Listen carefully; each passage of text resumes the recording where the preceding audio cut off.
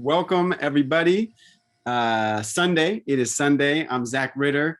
You are tuned into the Spotlight series. Thank you, Joe Brooks, for letting us be in this space. Community Works Institute, communityworksinstitute.org is where you need to go and check out the professional development opportunities that are awaiting you and your campus. I have presented at some of these institutes. There's DEI work, there's creative ethnography, where they bring the community to the classroom and the classroom to the community, and doing a lot of storytelling. So please check out communityworksinstitute.org. Joe Brooks is the director there. But today we are going to be interviewing Adam Smith, who is, man, you've done a lot. Executive director for University Academic Advising at University of Kentucky. You're the founder and president of the Adam Smith and Associates. And you also were director of multicultural American Indian and retention services at Metro, how do you say it? Metro State University or Metropolitan State? Yeah, Metropolitan State, yeah. And you were also at Knoxville. And so I'll let you introduce yourself because you're doing a lot of things, amazing things. And you and I met on a panel and it was a little stiff, right? And then you came on, I was like, this feels like home. We're gonna be all right. So I knew I needed to have you on the show and keep talking about these ideas and how to shake up the world gently and otherwise. So so tell the folks who you are, what you're about, because there's K through 16 educators that are watching this and that curious minds want to know. Yeah, thanks, Zach. Yeah, Adam Smith. Don't know anything about economics, so I've been getting the jokes my whole life. My wife handles all the money. My credit score would be 4 without her, right? So I'm not that Adam Smith. Wealth and I don't mix. But yeah, I appreciate the opportunity. Like Joe said, more importantly than all of the roles I've held, for whatever reason, this is working in the higher ed space and working with people has really just been a blessing on my life. I studied to be a pastor in undergrad, and it just ended up. A mistake that a pastor told me once is he said, you know, God opens doors and we just have to be faithful enough and vigilant enough to see them and faithful enough to step through. So I've never seen myself in any of these roles or any of these things. I still remember getting kicked out of college with a 0.8 GPA. So to be in the roles I am now has really been just another vehicle of ministry to wash feet and to serve people. More than all of that, I always tell people in our industry that our students, remember when you were shocked to see your teacher for the first time outside of school? Like you were like, wait a minute, Ms. Bean goes to the grocery store? Don't let her be with her husband, right? It would just be, oh my God, it's like, she's a real human. And I think in the higher ed space, we think we're the center of this universe. But when you ask my students, hey, that's just Adam. They don't care if I was the assistant vice president, if I was the city's education director, if I was anything. There's Adam. He loved on me. He supported me. He told me the truth. He provided me structure. He guided me. He answered when I called, right? Those are the things that I think are the things that I'm the most proud of in my career. Obviously, I'm proud to be a grandfather of 3 and a husband of 20, more than 20 plus years. All 3 of my kids are great human beings, which to me is the best part. That's a lot of that's my wife's work. That's been a blessing. The other really cool thing is my wife is an academic advisor by trade and a faculty member. You know, I do what I do at Kentucky right now as executive director for university advising. My oldest daughter teaches 7th grade boys at a public magnet school in Louisville. And my youngest daughter is an academic advisor as well at the University of Alabama. So it's crazy that it's kind of like when you say Adam Smith and Associates, those are my associates, right? They're really, it's really a family endeavor of just serving and ministering and educating people. And also whole communities, right, around the issues of justice and equity and fairness and leveling playing fields to create access, not only access to education, but more importantly, success in, right? Success in education and then preparation for life after. I like that. I like that. No, that's a beautiful place to start. So you dropped a lot of knowledge there. So I want to touch upon some of these things. First, we are just, finishing up with Passover and with Easter. And, one is talking about people getting free from being enslaved and an oppressive Pharaoh and an oppressive regime. And so what does it mean for folks to not be mentally and physically in slavery anymore? And then we're talking about another group of folks that are celebrating the resurrection of the Messiah, right? Of the Son of God. And so and then the rebirth in the natural world of spring, right? And Easter, if you take it way back, is like the fertility god that is the sun rising in the east, hence Easter, and it's got some pagan origins as well. So tell us a little bit about how being a preacher, an educational minister, however you want to say it, like how does that inform your work? Because I think it's super important. Yeah, Zach, that's really good. Yeah, I mean, this is a time of year where we celebrate freedom, right? And we celebrate justice. And whether it was the coolest part of the time between Good Friday and Easter Sunday was that Jesus went to hell, right? Mm. He went, and I can imagine the devil and his homies kind of kicking it and thinking, right. we got him, right? Right. And so he kind of waited till everybody was good and hung over. And then all of a sudden there's a knock on the door and they're like, oh, dang. Right. I mean, that's crazy that the story of that level of liberation and not just liberation, whether it was Pharaoh and the Egyptians for our Hebrew and Jewish brothers and sisters, or it's sin, death, the devil, because of Christ's sacrifice. It's all about new birth. And to be honest, none of it is about us. Right. And so when you talk about informing my work, it's never been about me. I don't think I've ever applied for a job many times that I thought I'd get because I'm super imposter syndrome. I'm still that guy who went to Drake University to play football and then transferred and then got kicked out and then somehow figured it out, right, with a single mom. So he's really in my mind, like always on my shoulder, telling me, okay, you just got lucky. To be honest, you just didn't get caught. It isn't anything you did. It's all grace. It's all undeserved. It's all, okay, so now it's about what do you do with it? And I think the really interesting part is having God, higher power, say whoever. I think oftentimes Christians and the political nature of what's become Christianity right now is crazy to me because people forget the person that dude was, like that guy, right? Because Jesus was a man, 100% man, 100% God, not half and half, 100% dude who was a carpenter, who's poor, who's hanging out in the hood with regular people, who called his best friend the devil in one second and the rock in the next, right? And told off was flipping the tables of oppression every single day. So to me, the work is always looking at my role model, looking at him ultimately, the person that he was, and not forgetting and making him this frail thing hanging from a cross, but making him a big, bulky, beard-having, dreadlock-wearing brother who flipped tables and called people the devil and changed systems to help others. And if those systems can push against him, who am I to think they won't push against me for his work.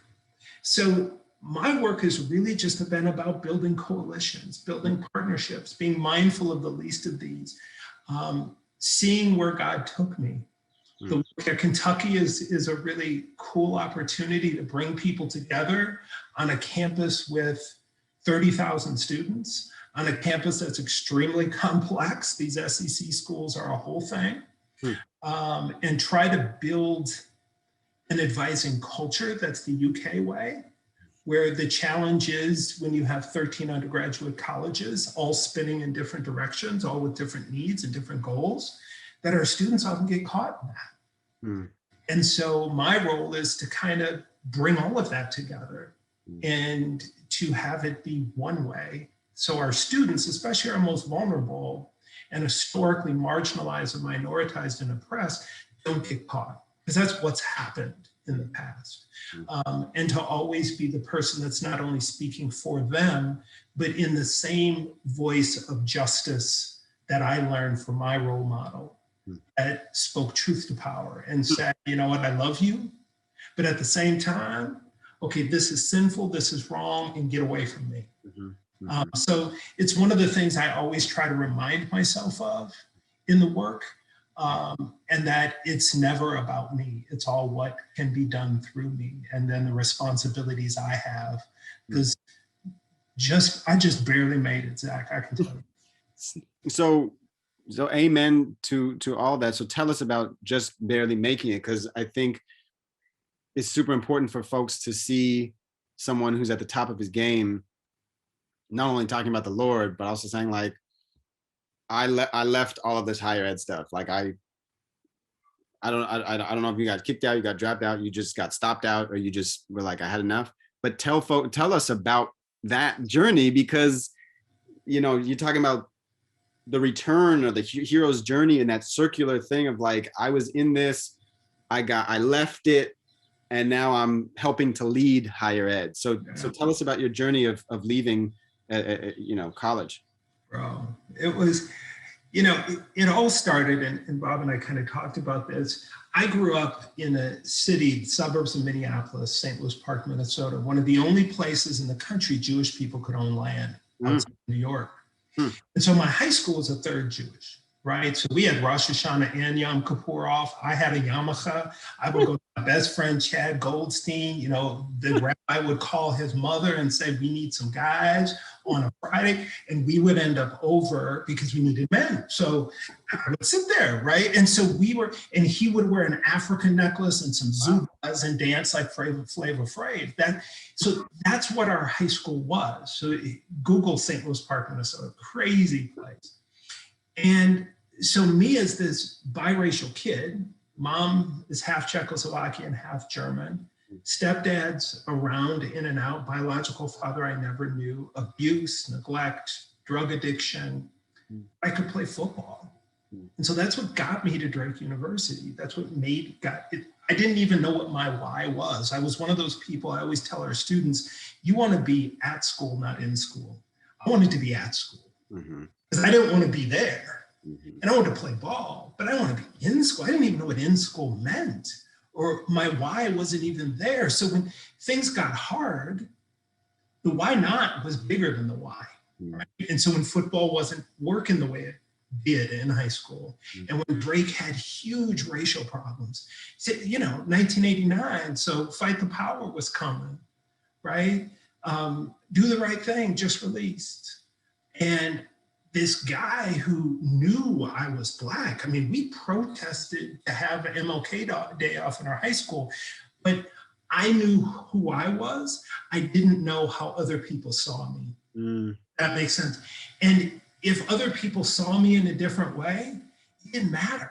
My family was literally a Benetton ad in 1989. So, I mean, we had Latinos and blonde hair, blue-eyed, and multiracial Black folks. And that was crazy in the 80s. I mean, that didn't exist. And so it just wasn't a thing. In the Twin Cities, I think I was telling Bob, the Twin Cities obviously is dealing with continued trauma regarding the death of George Floyd and now the trial of the murder trial of Derek Chauvin. And I think the thing that shocks people about Minnesota, Minneapolis in particular, isn't that racism happens there, because it happens everywhere. Right. It's the response and who's responding. And it isn't just the Black community. Right. That is the Southeast Asians and the Laos and the white community. My mom in her walker trying to protest for Philando Castile's murder a couple of years ago. So having experienced what the world saw me as, going to Drake first football practice and have people driving around yelling the N-word at us, that wasn't my life. And so for all of us in college, it informs our definitions of who we are. So what are my values? What are my, outside of my family, that informs some of it, but you begin to learn who you are as a man, as a woman, what your value systems are, what your beliefs are, what your faith is. And then this whole racial reckoning started coming with me. So Drake just wasn't a fit. It just wasn't a fit. And so then I went to the University of Wisconsin in Eau Claire and just kicked it, bro. I mean, just had, man, all that other stuff didn't matter. Eau Claire is right down the road from Leinenkugel Brewery. So we drank a lot of beer and had a good time and got a horrific GPA. I mean, somehow horrific, 0.86. Oh, no. Oh, Lord Jesus. And so the worst thing, so two good things happened. One thing, only class I went to, one of the students in there's uncle ran a camp in Wisconsin Dells. And so she said to me, the reason I went to the class is because there was some girls in there. And she said to me, well, why don't you work at this camp? And I was like, word? You want me to work at this camp, be a summer camp counselor? And on top of that, I don't want to go home. So we know those students, right? Where there is no home to go to, where the college and university campus is the place I can be safe. I can be who I am, whether it's my gender, whether it's my sex, whether it's my orientation, whether just who I am, I feel accepted. I had to go home. So I was doing anything to avoid that. So I went and worked at the camp. Eau Claire told me, you can't come back. I thought they'd give me another chance. I could talk a little bit. So I thought I could talk my way back, but I couldn't. And so I drove a school bus at 20, God help me, in Minneapolis after that summer, drove a school bus and cleaned car dealerships at night to pay back the money I owed, because I owed Eau Claire money that I had to go to get my transcripts to go somewhere else. And my pastor, this was the time when he said, God opens doors, vigilant enough to see them, faithful enough to walk through. Somehow Concordia University, north of Milwaukee, let me in. I don't know how. Well, I know how, but it didn't have anything to do with me, with a 0.8. And they let me in mid-year, like January of 1992. Got in this raggedy Datsun 210 that I had, that I could, windshield wipers, when the windshield wipers moved, the lights dimmed. That's you know, and it didn't have a radio, so I had a boombox sitting next to me, and it only went 50. So I got on the interstate, and you know, my mom was that mom who loved me and loved school, thought I should do it, but it just wasn't her lane that she played in. One was a single mom, owned 2 homes with biracial children in the 70s and 80s. That's crazy, without a college education. But I said, I'm gonna go to Concordia, and she said, okay. Got in the car and just drove. Didn't know anybody there, didn't know where I was gonna sleep. Got there, started studying the ministry, studying theology, and I never pursued pastoral ministry as a major because I just thought I was too crazy. You know, I mean, I was listening to NWA and Public Enemy and kissing girls and having a good time, but I always had that faith system. My grandfather built the church I grew up in. So, I always had that understanding, but I was a little more Peter than Paul, if that makes sense. Didn't have that righteousness in me. You know, I was like, man, I'm regular. And when I went to Concordia, I just started loving the study. And so my why happened and then they asked me to play football, and I was like, no, I'm enjoying being fed as a student. I've never gotten an A, like a legit A, in a class I worked hard to study in. Oh, and then I started getting involved on campus and doing social justice stuff and involving all of the different, whether it's the nation and other people. And I had a great mentor there, Dr. Tim Maschke, who really provided cover for me to be the literal black sheep. because Lutheran schools, there aren't a lot of Black guys studying to be pastors. And there was more of that before the civil rights movement. But certain denominations in Protestantism and Catholicism didn't get involved in social justice work. And so Dr. Maschke recognized that and said, no, we're going to let him do what he does. So we did some great work at Concordia, and it just led to what ended up being my career. So I always remember being that guy. And if it wasn't for one blessing or one piece of grace, I would be here. And so it's interesting having now be the person that at institutions has decided who gets suspended, who gets dismissed, who gets reinstated, and having to talk to students and having to say to them, okay, I remember the grace that I got when UW said, don't come back. See, that no changed my life. It wasn't the yes, it was the no. That they said to me, this isn't your season. You need to go figure out your why. You need to go get it. And when I did, it changed everything to me. So we have been blessed to do some of that similar work on campuses, but then to provide entry ramps back on the interstate, back to education systems that can support students. So yeah. Wow. I'm thinking about, as I'm hearing your story, do you feel like some of the community organizing or just like coalition building that we do on college campuses, is it harder now than it was in like the late 80s, early 90s, in your experience?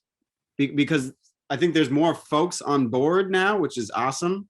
But then then it's more confusing because then you got like your fake allies, you got like folks with a different agenda, but they're saying like, yeah, Black Lives Matter, but they're whatever, white folks that maybe have a different agenda. And I don't know, is it more confusing now? I don't know if it's more confusing. I think I'll just be real, 80s. There's more people fronting, if that makes sense. Yeah.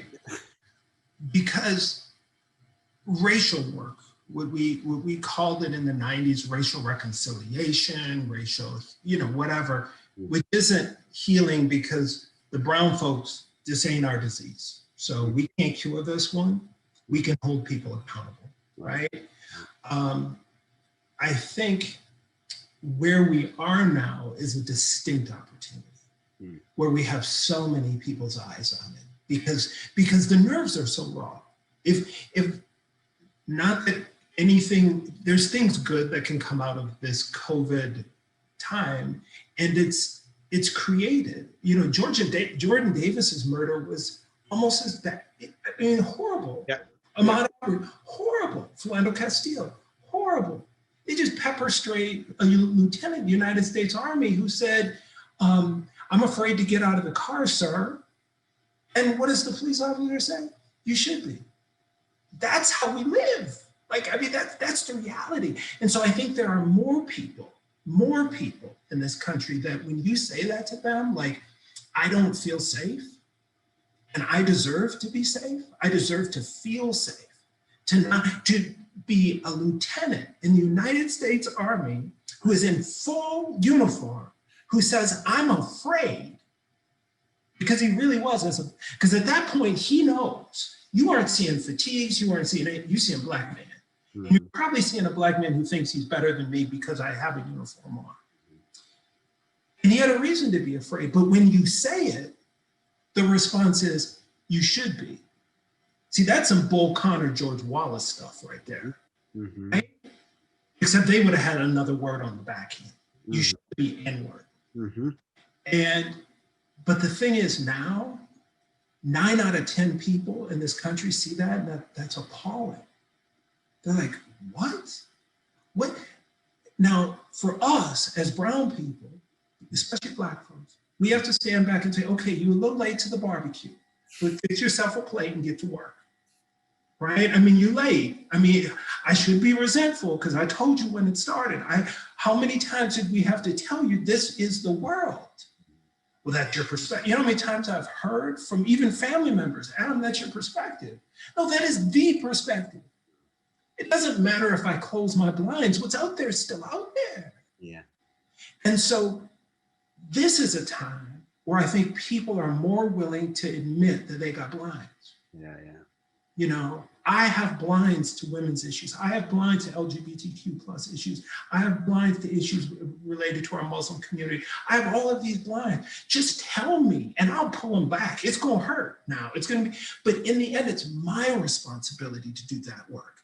That's the beauty of being a kid of an addict and alcoholic, is I understand how that system of recovery can apply to recovering from anything. And if we can recover, if people can recover from opioid addiction, God help us, people can recover from racism. But it first starts with admitting I have a problem. And me as the person who is my dad's, you know, our family, the biggest thing my mom could say to him is, you either get clean or you can't come home. You start doing your work. And see, that's what we can do as people of color. We can say, you know what? You either doing your work or you're not in my life. You can't claim me as your son, your nephew, your friend, your coworker, your brother, Zach, right? You can't claim me unless you're working on yourself first. And that you're not saying, see, the beauty of my upbringing is I get to see behind the curtain. So I know we don't talk politics at family barbecue get-togethers. We don't talk about this. We don't talk about that. Come on, man. This is what happens when we don't talk about things. You don't invite the racist uncle to your family barbecue. You know what you tell him? You either stop that racist crap or you aren't a part of my life. We all need to hold to this. This is God's big wake-up call. This is his Noah's Ark. Now, we're in this ark.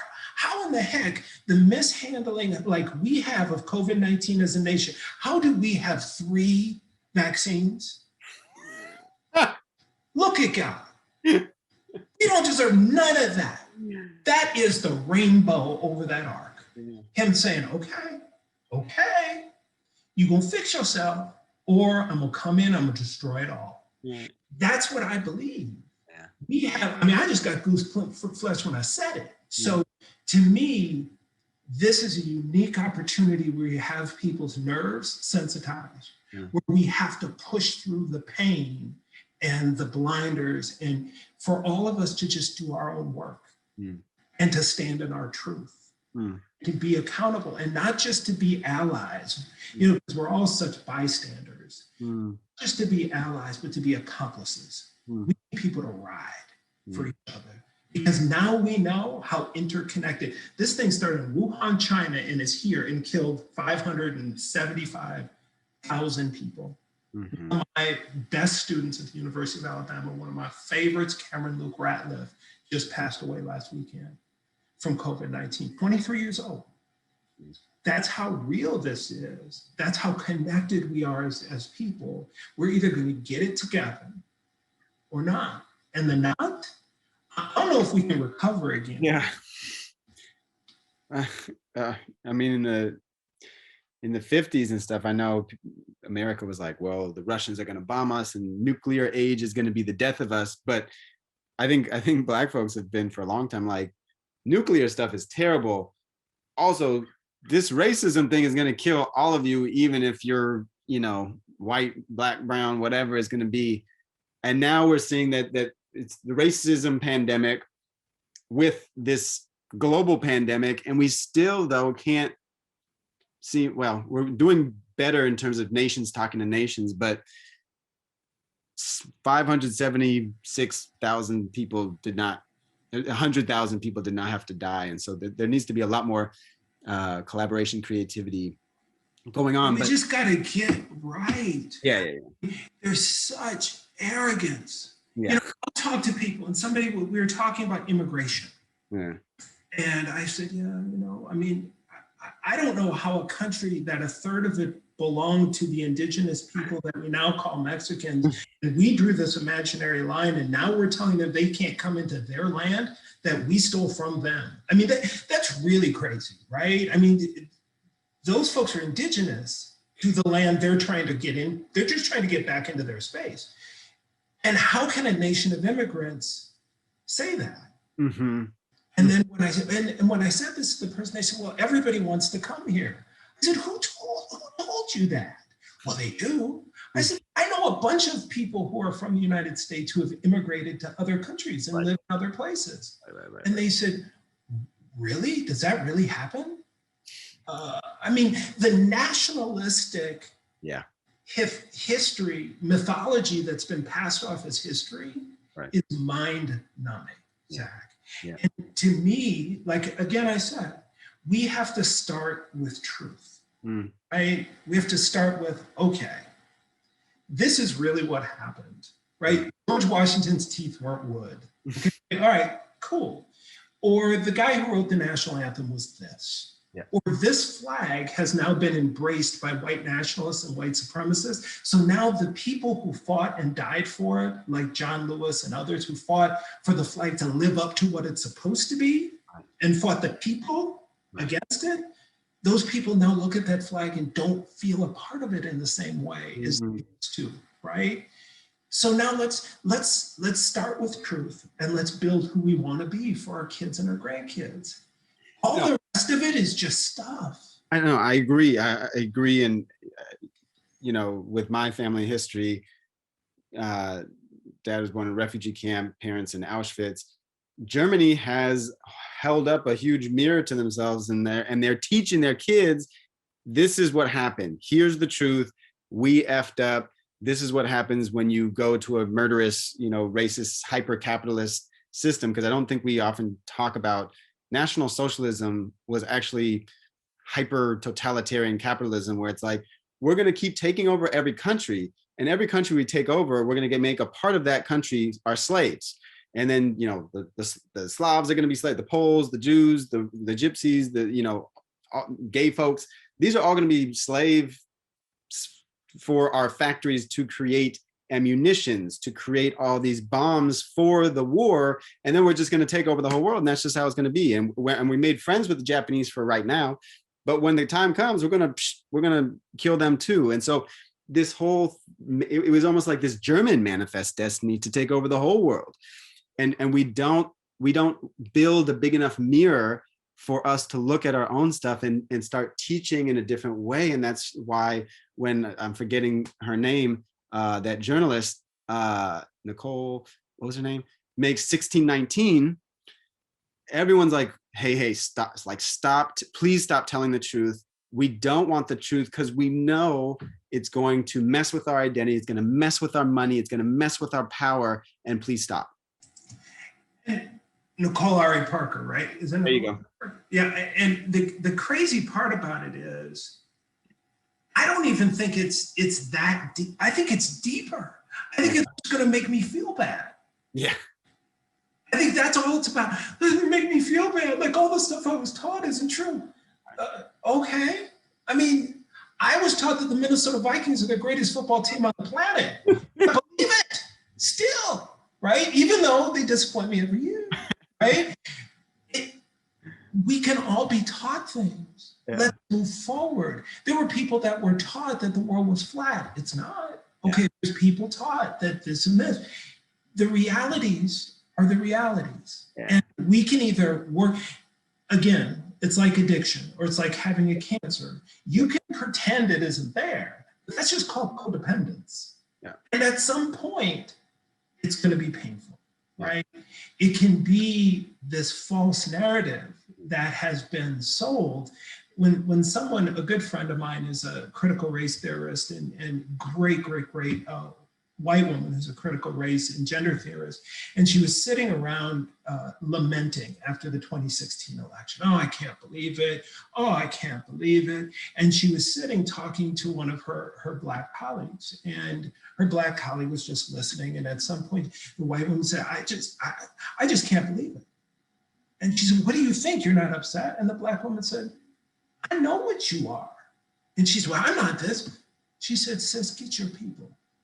See, that level of accountability is what has to happen.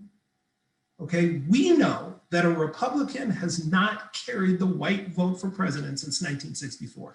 That is not by accident. You've been running this Southern race strategy. You just just wrapped it up in all this other stuff. So it looks like, well, we want small government. Well, we want small government unless it's in JoJo's bedroom with who he's sleeping with, or in Sally's body on what she chooses to do it with, right? Or, we want small government. No, that it's all just, it's the same rap that they were talking in 1958. It's the same thing. And for all of us to recognize game, game recognize, we see what you're trying to run. The question is, do other people see it? Right? When the stuff that's happening to suppress the vote now in Georgia, and the stuff that's happening in Texas and around, so you don't change your narrative, you just start making it harder to vote. Right? It's the same story. The question is, does our elitism and us thinking we're the greatest on earth have us not think that we're going to crumble? And if COVID didn't do it, right, I don't know what will, right? I don't know what will. When the first vaccine, I think it was Moderna, the FDA authorized, I just sat in shock. Like, look at God. We don't deserve any of this. If you could have written a book on how not to do things, and I'm not even talking about from political leaders, I'm talking about like individual people that refuse to wear a mask, that go down and party in Florida, that just think about themselves, that are selfish, when all you have to do is sit in your house and watch Netflix. It's not that serious, right? And we mishandled it every step of the way. And then we turn around and not get one, but two, but three vaccines. And we're still here. And now people are complaining about vaccines and they're creating fear around that. We live in an outraged society, and there's always some news story to get us riled up about something. And there's a lot to be riled up with because if you close the blinds, like you said, a lot of people just like, la, la, la, la, everything's cool. Let me watch my Netflix and everything's cool. But yeah, we really need to, I think going back to the Germany thing, there is a direct line between educating folks about the atrocities of World War II and Germany admitting 1 million Syrian refugees that needed a home and found a home in Germany. And there's no surprise that with these 1 million Syrian refugee folks that are coming, and God bless Germany for doing that, now you're seeing the neo-Nazi part of Germany being like, they're not calling themselves neo-Nazis, right? This is how it works. They can't wear the hoods anymore, so now they call themselves, or they can't wear the swastika, so now it's Alternative for Deutschland, right? It's the alternative, it's the alt-right, it's the alternative right. And so we know how these things work, and we know how racism and genocide morphs and changes over time. But let's operationalize some of this stuff of, taking the words of Ibram X. Kendi, taking, and Derek Bell and Kimberly Crenshaw. So critical race theory, CRT, I feel like Ibram X. Kendi kind of did a remix on some of that and said, and made it, he took this social media moment of binaries, and he's a brilliant dude. And he said, you're not racist or not racist, right? He said, you're either racist or you're doing something about it, and we're going to call you an anti-racist. And so I think you and I are trying to be anti-racist in institutions of higher ed. So for folks that are listening and they're like, man, these guys are like really cool, they're talking about history, they're talking about politics, interesting. Well, what the hell can I do about it? So what are some of the things that you are doing in your practices and some of the universities that you've been at about being an anti-racist, changing some of the policies, changing some of the procedures to be less racist, sexist, and classist? It's really good. I think, and this is not going to give people the answers they want. So y'all, I'm sorry. Because I read, what books should I read? I can't tell you how many requests I get of what books people should read, what podcasts, and God bless their heart. We say, bless your heart. Yeah. Okay, great. And the answer I give people is start doing your own work, right?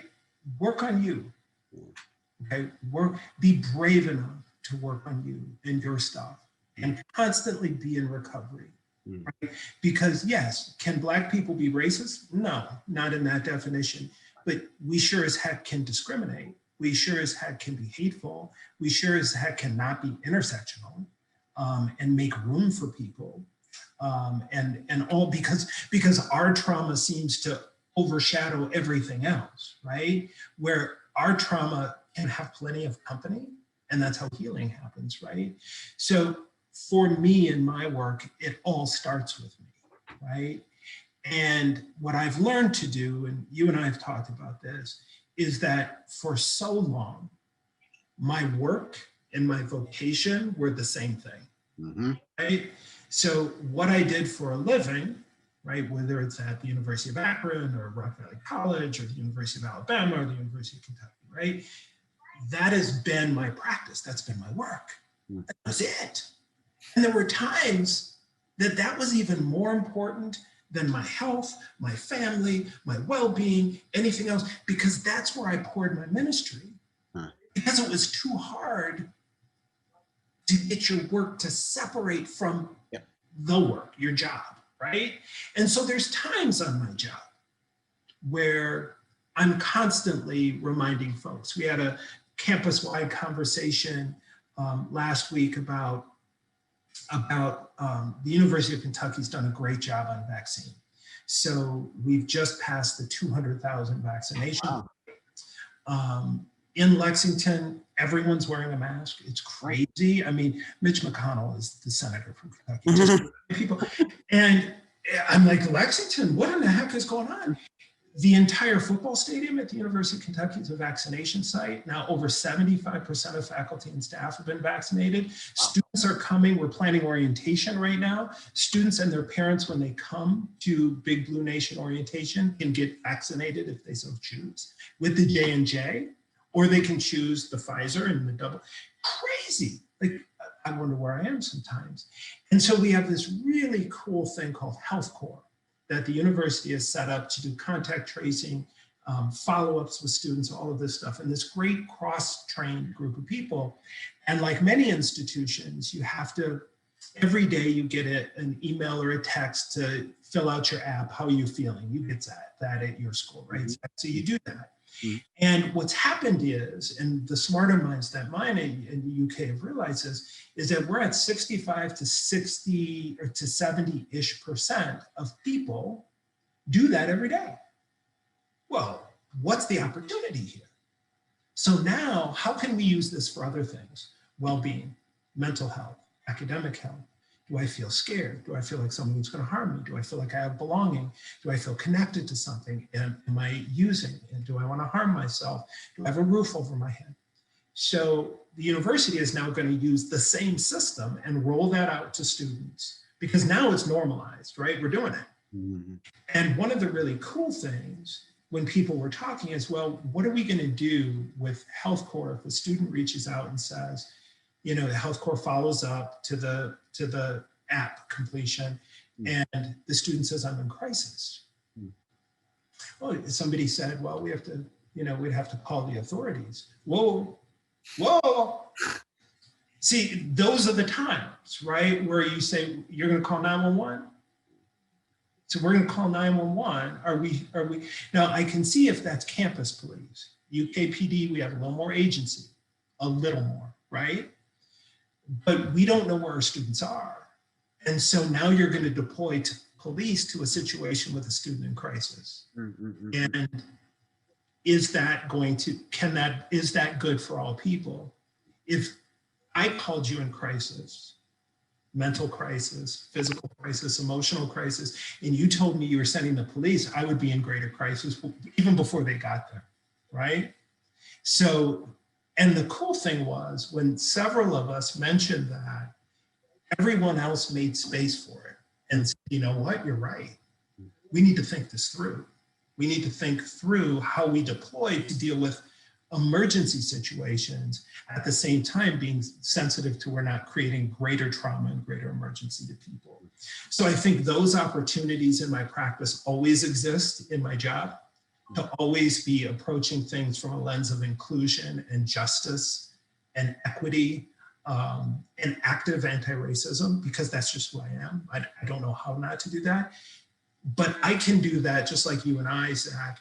I can give you 2 or 3 of the DEI anti-racist social justice, Adam, and that's enough for most places I work. Right? They're like, ugh.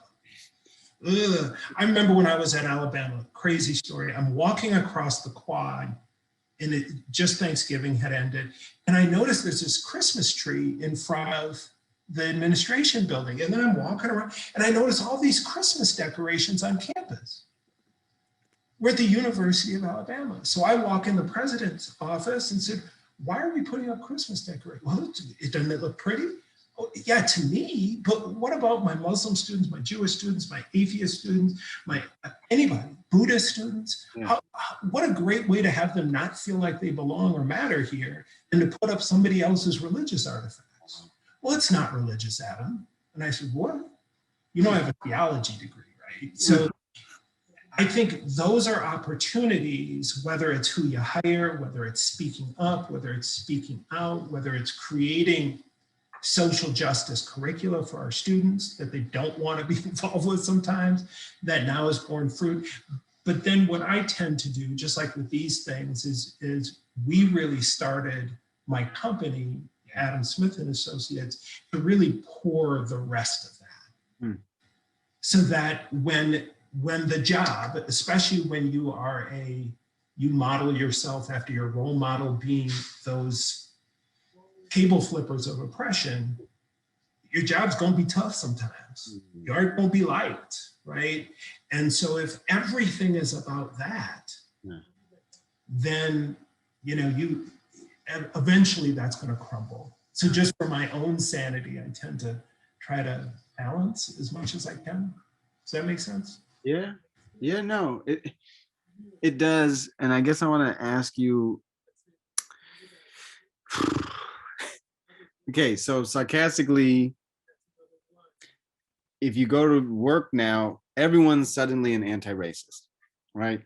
Everyone, okay, because they're trying to get on board, they're trying to do the right thing.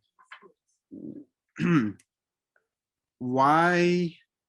You've been at all these different places, and I'm sure you've gotten pushback on all these different things that you've been trying to do. What do you find is usually at the root of that pushback? Is it fear? Is it whiteness? Is it tradition? Is it we're gonna lose money? What is the thing? Because what I have noticed is if those folks push past their fear, they actually get the goodies that they want, which is usually more money for the institution and more prestige for the institution. What are you seeing?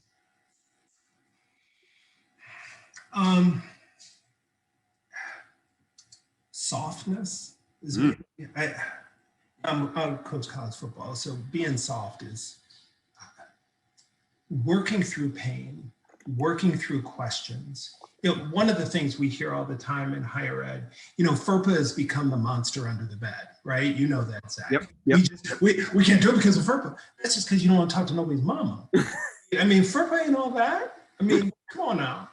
FERPA wasn't even created for that. Stop it. Just stop it. Nobody can sue you under FERPA. They can't. But it's become the monster under the bed because I don't want to deal with it. I don't want to deal with questions. I don't want to deal with parents. One of the things I always push back against is when I will hear, we've had numerous complaints. So, and I have the names of the people. Well, and before you know it, you find out numerous is 3 and many is 2. Right? Because we don't want to answer any questions. Right? I mean, that's just what it is. I'd be like, well, we got 40,000 students. So if we've gotten that's a pretty good business model. If I only have 300 complaints out of 40,000, pretty doggone good. So, and the thing is, the students that are complaining are the students that shouldn't be. The students that we historically oppress and have systems set up that do harm to, that the spider webs catch them before they even see them, right? Are first gen students. One of the cool things we're doing at Kentucky this year is for summer and fall registration, our first gen students have priority. So that's super cool. First gen freshmen, current freshmen under 30 credit hours can register at the same time honor students, disability students, student athletes. Super cool.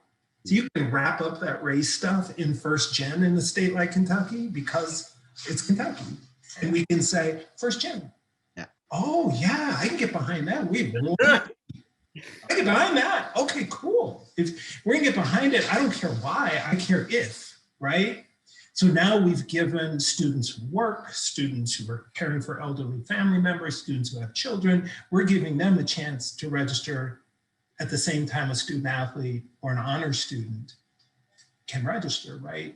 So I think for me, the reason, what I know, just for me and what I've seen, is that I had to learn to, like I was talking about with Drake, I had to learn and slowly in my life put more weight on the bar, if that makes sense.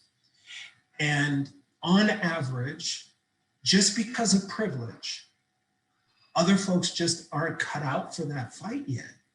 Just aren't, it's too much. We talk about the people of color all the time. Y'all couldn't deal with being Black. You could. My mom one day said to me, you really think this race stuff? And I said to her, Mom, do you think I would make it up? And she said, well, no. I said, so I probably don't play the race card 99 out of 100 times. I probably don't talk. I don't want this to be a thing. I want to go home and barbecue and drink a White Claw and sit on my back patio like everybody else, right? Yeah. That's all I want to do. So I think it's people who are allies not having the emotional strength to fight. If that makes sense. I don't know if I speak up in this committee, you know, we're hiring somebody and there's the brown person is obviously more qualified and they put this person aside. But if I say something, they aren't going to like me. So then you let the brown person on the committee be the only person that has to say something. You sit there and don't do or say anything. You say, well, I can't personally, what do you want me to do? Disown Uncle Charlie because he's a racist? Yes. Yes. I mean, nobody has their knee on your neck. Nobody's killing you. Nobody's pepper spraying you. So what, you don't go to Uncle Charlie's house because he's supporting 45? Yes, that's what you do.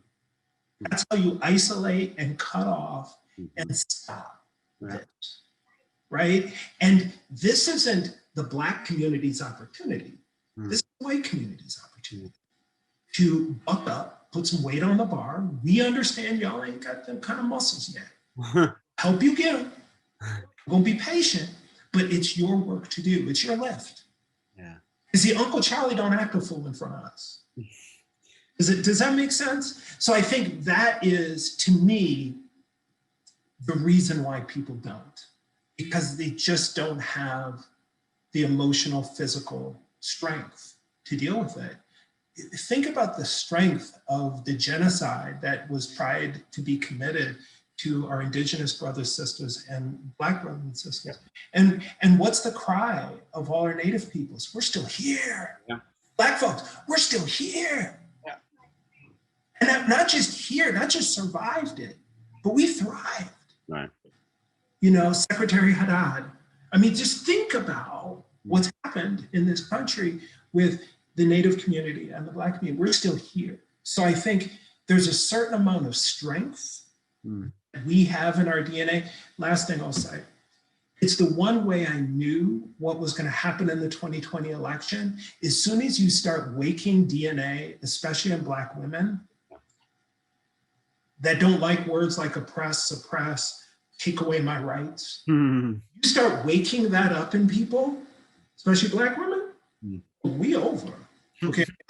Okay. I mean, y'all can try what you won't try in Georgia, but I guarantee you, with righteousness, this is our, you don't, if you would at least know your history and true history rather than mythology, you know that that will not win. It just will not. People are willing to go through more pain than you can imagine. You know, they'll stand on, I've stood on Edmund Pettus Bridge at the crescendo, at, you know, sitting there at Jubilee 51st anniversary, looking down and imagining these, and all I got is my Sunday best and a Bible. I mean, you really think you gonna scare these people? Yeah. You know, we standing there with the rabbis, and I mean, we were all there. Mm. You really think? You might want to check the history.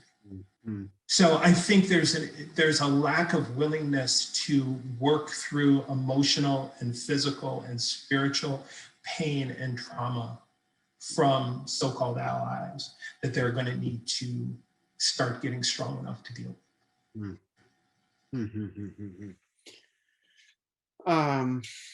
Man, giving us a lot to think about here. We got to wrap up soon. Running out of time, but there's a lot of time to do this work. You know, this is a marathon. Wow. Okay, so what advice would you give K through 16 educators? They just watch this, they're pumped up, they want to do something.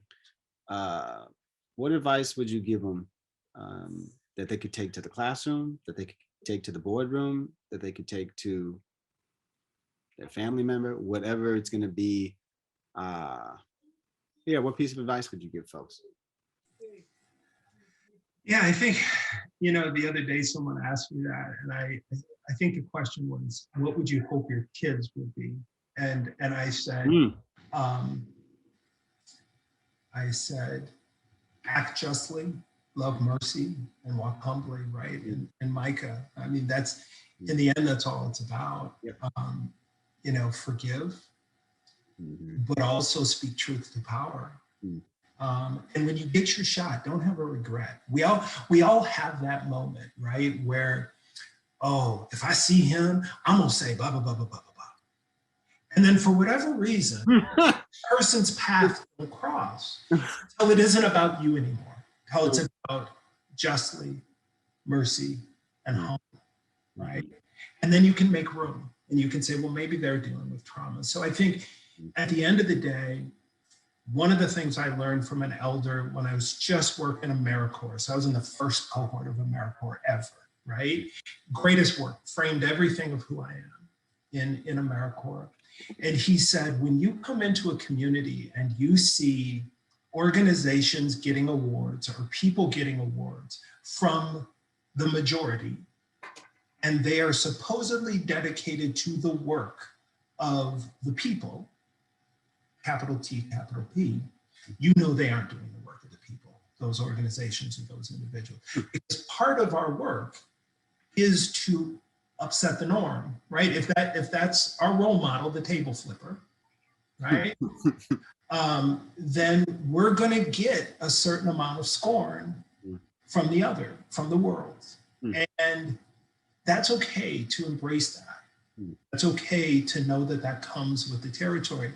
John Lewis, I mean, people forget, you know, people in Louisville would have lost their minds 50 years ago if you'd have told them that the airport's going to be named after the person people hated the most, Muhammad Ali, right? You had to have Parkinson's and then die for people to think Muhammad Ali was great. Right? Dr. King, most reviled man in America for 5 years prior to his death, right? Now we got a holiday and people using his quotes against Black Lives Matter, right? But none of that is true. So what makes us think as pure mortals, if Christ himself can be reviled by the power structure for flipping tables, right? Because that's essentially what he did in his 3 years of ministry. He flipped tables for people. If somebody like who's a giant like Muhammad Ali, somebody who's like a giant like Dr. King can be reviled when they're on earth, what makes us think that we're better than that? Yeah. It's okay. It's part of the work. It goes with the territory. The question is, you have to know your why. It gets back to my college thing. If you're doing the work for you, or you're doing the work for others. And so I think surrounding yourself, two more things, Zach. Surround yourself with people in your life. You be one of those people for me who can say, no, man, you ain't crazy. And see, we don't want it to be a thing. So I want to say, hey, Zach, da-da-da-da-da happened. No, bro, I feel you. Okay, you're not crazy. That is true. And you're right. And did you think about, so surrounding yourself with a support system who you can just swear, cuss, Yeah, and yeah. feel validated. Right, That right. your feelings, that you're not being overly sensitive. You're not being overly anything, but that can also plug you back in and say, ain't nobody lynching you. Get back to work, right? After you dump and they validate, then they need to energize and say, okay, get back to work. Because you can, what's somebody gonna do? Take your job? I mean, job now, job. Not George Floyd, job. Right, right. So I think that's really important, to surround yourself with those folks and then find something else that can be an outlet for your work that is not solely your job. Right, right. Right? Because it isn't about if a job is going to fall apart, it's about when. Yes. When. Yeah. And so when the job falls apart, then your life falls apart. Yeah. If you don't have anything else, yeah. it's just a job. Yeah. Right? It's just a job. And we all went to college and became educated and educators to be able to have choice, not to be able to have stuff. Yeah. A woman said to me, my wife and I were out at Lowe's looking for carpeting for our house now in Lexington. And we said, oh yeah, we've lived here, here, here. And they always say, are you in the military? I said, no, I work in higher ed. And they start laughing. Are you a coach? That's the next thing they ask. And I said, no, I'm not a coach. But the beauty of it is, it's just a job. Yeah. It really is. I mean, that's the passport. That's the wild card, is that we're just all limited by our fear and our lack of vigilance. Yeah. So when Kentucky calls, I can say, okay, I mean, yeah. My wife is my road dog. We'll do whatever together. You know, she's first gen too. So we just, okay, let's go try it out. Yep. Right? I mean, so those are all blessings. So I think those are the things that I would tell anybody to have a support system is really important too. I know we got to wrap up, and but I wanted to ask you, having a Czechoslovakian white mother, so then you got the international thing, and you got the white thing, and she's like super down, because I remember you told me a story, like, you know, the electrician or the plumber came and it was a white guy, and she's like, I feel much safer if it was a black guy, right? So she already had some of the deep programming happening from this American unhealthy soup that we do here. Did that influence you in your journey? I mean, obviously your mother did, but just having that kind of sounding board of someone who got it, didn't look like you, but had that kind of special relationship. Does that help you kind of code switch and talk to some of these folks in these high places that obviously are not as wokish as your mother is? Yeah, I mean,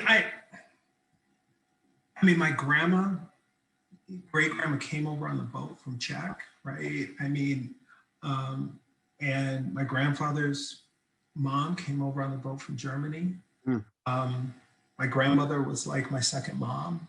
So she'd make me clean the gutters 5 times because I didn't do it right. You know, that kind of thing. Get up and clean the gutters again. Get up and clean the gutters again. I mean, teach you the value of work. Get out there and work and do it right. Be on time. You know, that kind of straight up Czechoslovakian life, right? But the love and acceptance, I think, was the thing that I've always had as a foundation, that I knew that to my cousin Chris, who I'm like his brother, we're like brothers, to my cousin Stephanie, she's like my sister. I mean, that's just, that undying love is completely different. Completely different. So I think that really informed, and to be honest, when there's misconceptions and perceptions by Black folks, right? About how white people think. See, I really know. So it's allowed me to be able to talk about race in a very different way. Ibram does great work. Ibram a bad boy now. Yeah. But Ibram doesn't have a white mom and a white family. Yeah. See, I mean, so I have a bunch of addicts. Right. So I can say, oh no, this is really what they do. This is really, you ask me why they aren't dealing with this, dealing with it because they're just too soft. Yeah. just don't have the strength yet. That isn't a bad thing, soft in a bad way. Just don't have the strength. The strength that I have, my gosh, every day it's here. Here, it's painful, right? Every day having to speak about feminism and white feminism and the inclusion and how white feminists have often done harm to Black women and brown women, right? Being that person to always have to say that. But see, God wouldn't have given me the experience for me to share it. So I do because I have to. And at this point in my life, I'm a pawpaw. So I have a granddaughter and 2 grandsons that I don't want them ever to say, this stuff went down. Pawpaw, what'd you say? What'd you do? Pawpaw, you just sat there? You didn't say nothing? And no, my granddaughter, no, Pawpaw will always say something to make the world better for her and everybody else's grandchildren. So I think having the family I have has given me a unique perspective and opportunity that then I feel as a burden to speak and share and impart on others' lives because other people just don't have it, right? I mean, it's kind of this misunderstanding. I always liken it to the meerkat and the lion. The cat does know what the lion does, but it doesn't really know what the lion thinks. It sees the threat of the lion. Right? But not really, okay, so, but the lion has its own trauma. The lion has its own reasons. And privilege doesn't make you think about the meerkat until you're ready to eat. Right? And that is the relationship. Right? And so understanding that, I think, can get us there. Good friend of mine, former student of mine, still student, but grown man now, says, Adam, where you deal with challenges is you don't at times carry yourself, like you don't know your place because you're raised in this white world. So you don't know, like I have to teach my son and my grandsons to be mindful. Okay, here come the police. Here's what you say. Here's who you call, all of us. I never had that, good and bad. So part of the maneuvering that I do is because of that, I think, good and bad. So going to college was a literal shock. Like, oh my God, this is what world is. And so I really feel a responsibility and a burden every day to, squeeze every bit of juice that I can out of the blessing that my life has been. So. All right, we get this beautiful. We gotta leave the folks, but and I gotta go play with my nephew because he's here. But like, just like you're talking about your kids and grandkids, just playing ball, like playing basketball with my nephew, it just changes the way you view the world and interacting with a super young person, 6 years old. Why is this like this? Why is this like this? And there's so much I want to tell him. And I had to catch myself today because I'm writing an op-ed about Ashkenazi Jews and trying to wake up Ashkenazi Jews to like, hey, like this is our history. Remember, we were on the bottom of the pyramid in Europe and now we're at the top of the pyramid. What's our responsibility? Let's get in the game. Like some of us are in there, but like we don't have all the players in there. Let's go. We should be on the forefront of Black and brown reparations because we got reparations from the German government. Like, let's go, come on. And, my little nephew's like, so what are you writing about? And I was like, well, remember grandma? He's like, yeah, grandma's in the other room. I was like, oh, sorry, great grandma. So you never met her. So, and then I was like, man, not today. I was like, let's just go play some basketball. Yeah. But you know what? So I said my grandsons and my granddaughter were here about a week. And my older grandson, Joshua, so I have Joshua and Caleb, which is perfect for those two. And Nia is our granddaughter. And Joshua, one day we were talking, he said something about the police. And I said, yeah, Josh, but and then we started talking about Breonna Taylor, who lives in Louisville. So we talked about Breonna Taylor, we talked about Brother George, we talked about the police. And I said, we can't make those statements. Well, you know, there's more good police than bad police. I said, well, yes, but there was a lot of guys who stood around and watched George get killed. Right. And they're just as bad. Right. And so then we were just talking about the police and policing and how to be safe and having these conversations. And so my daughter called me a couple of days after he was back home and said, well, Josh said this about the police to me. And I said, well, but that's my responsibility as his grandfather. I have to tell him. I wish I didn't have to tell him the truth of the world. Yeah. But I'm not gonna sugarcoat it. I mean, that's the reality of our responsibility. And but then we went out and played, you know, I don't know, sharks and minnows and rode the bike. Yeah. And so you don't know what sticks. Yeah. Yeah.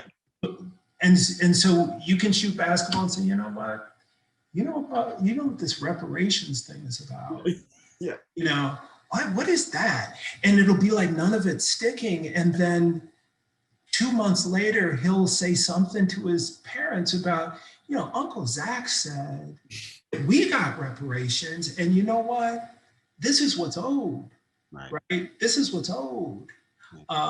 So you just never know. So I think it can be, for me with my grandkids and my wife, who was sitting in the closet with our granddaughter, repeating, I'm a beautiful girl, I'm a smart girl, I'm an ambitious girl, over and over and over again. And my granddaughter was repeating it. She's almost 2 and was saying it's super cute. And so I think when you have those opportunities can also be fun. So it can be a yes and. It doesn't have to be one or the other. I agree. And you never know what's going to stick, and you never know, and this stuff needs to start from a very, very young age, because we can't at the age of 45 be like, so there was 10 years of Reconstruction, and then it was over, and people are like, well, I don't know, like slavery's over and like Jim Crow ended. We're good. Everything's fine. Yeah, now we started from equal. Well, I think the thing is that we are making warriors. Yeah. We're making truth tellers, right? And we don't know how many opportunities Uncle Zach's going to have to sit with his nephew and say, hey, man, and it doesn't have to be like that. It can be shooting ball. It can be eating ice cream. I mean, me and Josh were driving in the car, and I think we were listening to DMX because, you know, God rest his soul. And so we were talking about, because some of the DMX's music. So, you know, you just have those conversations when the opportunity presents itself, because we have to create a generation of people who not only tolerate one another, but fight for one another. Yep. And see each other as brothers. Yep. And if harm is being committed on you, it's committed on me. Yep. Just the whole reparations talk, somebody said something to me about it. I said, but what's wrong with it? We just give endless money? Yeah. I mean, when we give it to Amazon, it's fine. I mean, what's the problem? It's owed. So, I mean, all of those conversations of just learning, the thing I really benefited from in the 6 months I worked at Metropolitan State University, Metropolitan State in its mission is actively anti-racist. I mean, there's various schools. This is our vision and mission. Our vision is to be actively anti-racist, predominantly BIPOC, recognized as that. And we had some really excellent people on the team and on that campus who I learned a lot from. One of the reasons I took the position is it was director of multicultural, but then they called out American Indian and retention services. Like, ooh, American Indian? I saw that. Intentional. I was like, ooh, let me go in there and learn from the peoples. Yeah. And so Dr. Kelly Collins is our coordinator of Native and Indigenous student success. And I learned so much from Kelly and still continue to.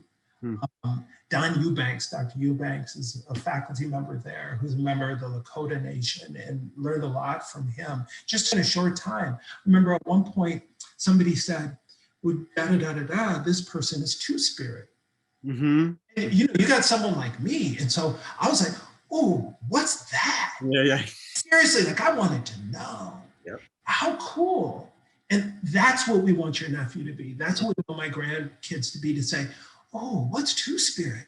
Oh, that's the, Oh, cool. Now I'm an advocate for two-spirit. Now you see the point? Yeah. And so it's that kind of childlike, teach me, I want to learn, I don't know everything, I think is what we want to impart on all our kids. Amen. Amen to that. And now I really got my Yes, homework sir. cut out. I need to go You got to get to work. teach them.